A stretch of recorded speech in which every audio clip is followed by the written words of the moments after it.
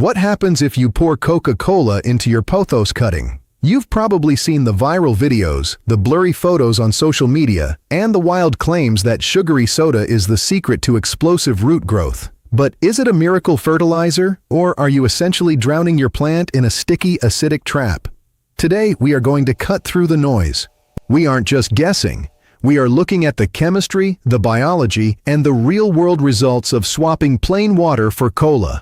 By the end of this video, you will know exactly why this trick works for some, fails for others, and how to do it without killing your precious green friends. Stick around, because the answer might surprise you, but only if you get the details right.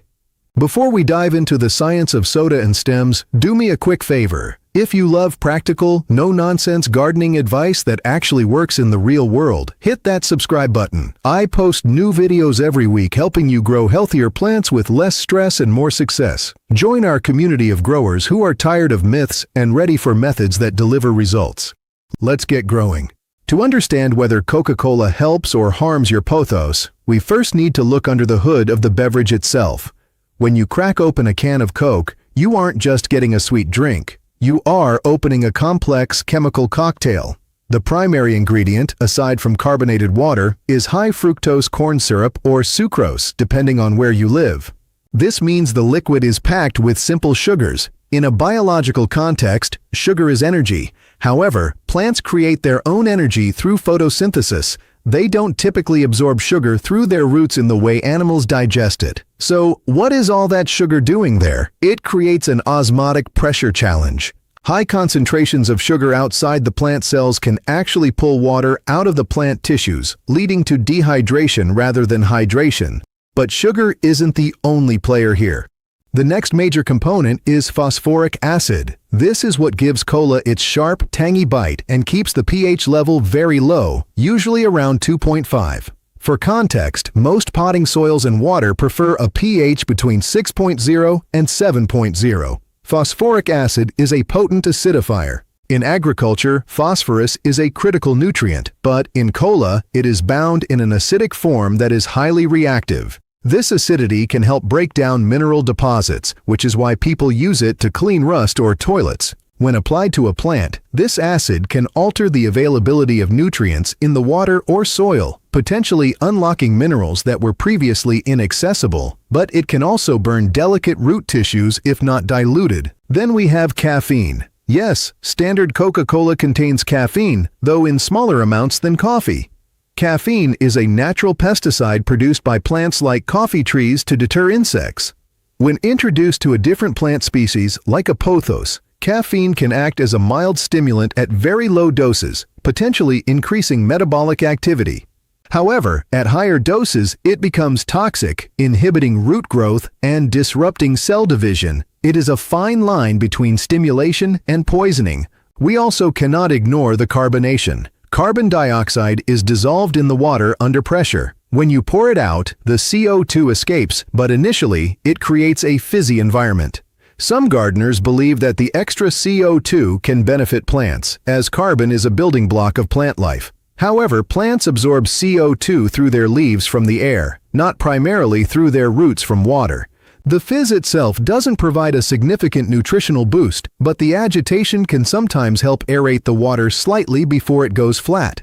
Finally, there are trace minerals. Cola contains small amounts of potassium, sodium, and magnesium. Potassium is vital for plant health, aiding in water regulation and enzyme activation. Sodium, however, is generally harmful to most houseplants in significant quantities, as it can lead to salt buildup in the soil, causing leaf burn and root damage. The amount of sodium in cola is relatively low per serving, but it accumulates. So, when you look at the composition, you have a mix of potential benefits: phosphorus, trace potassium, acidity for nutrient unlocking, and significant risks: high sugar, high acidity, caffeine toxicity, and sodium buildup. It is not a balanced fertilizer, it is a chaotic chemical mixture. Understanding this chaos is key to using it safely. Now, let's talk about the pothos, also known as devil's ivy. This is one of the most popular houseplants in the world for a reason. It is incredibly resilient, but resilience does not mean it has no needs.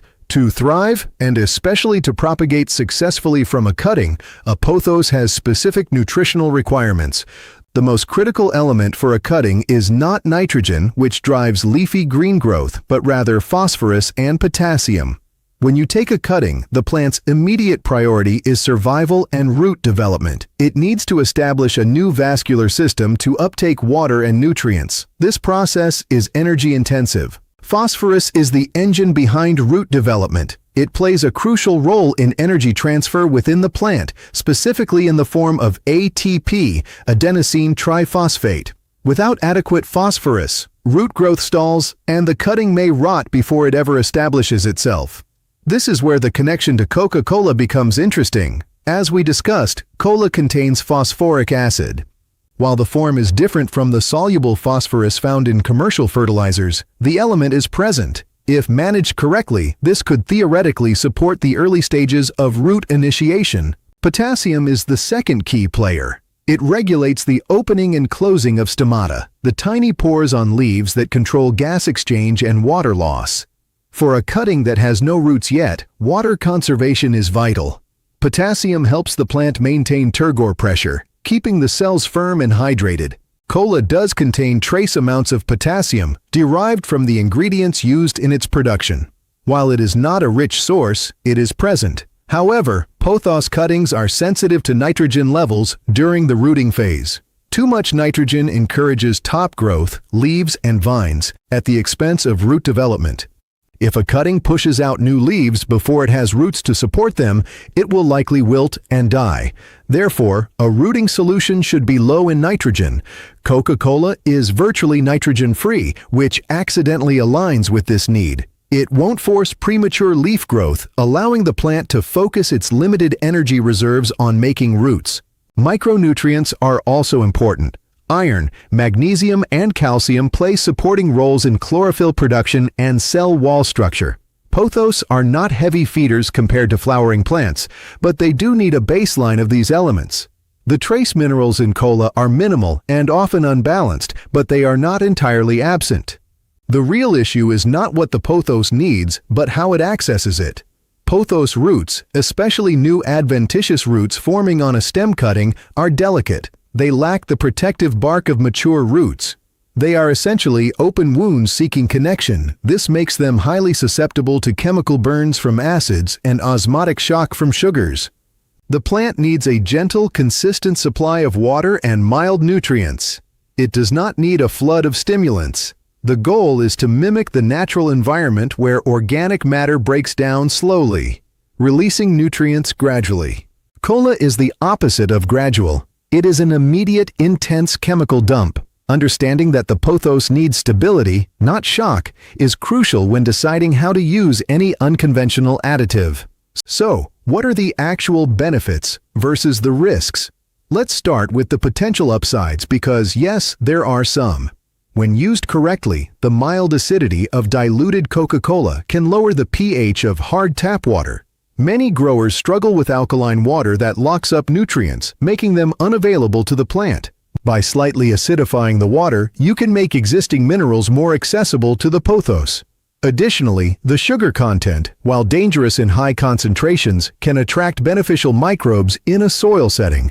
In a water propagation setup, however, this is less relevant and more risky.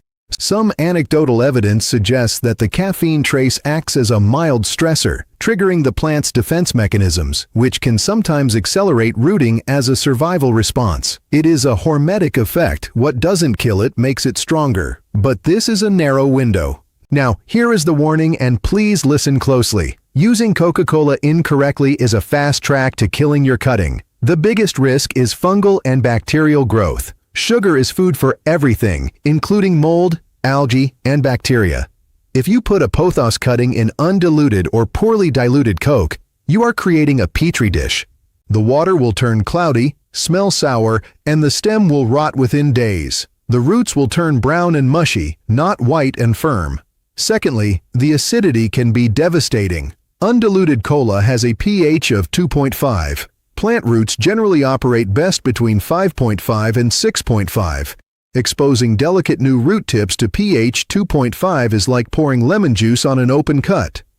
It causes chemical burns, destroying the root hairs before they can even form. Thirdly, the sodium content, while low, accumulates. If you use this method repeatedly without flushing the system, salt buildup will dehydrate the plant tissues, leading to crispy, brown leaf edges and stunted growth. Finally, the stickiness. If any splash gets on the leaves or the stem above the waterline, it attracts ants, gnats, and other pests. It creates a mess that is difficult to clean and invites infestation. The difference between a thriving cutting and a rotten stick is entirely dependent on dilution and hygiene. Do not underestimate the power of sugar to ruin your water quality. If you decide to try this, you must follow a strict application method. Do not just pour soda into a jar. Here is the step-by-step process to minimize risk and maximize potential benefit. First, gather your materials.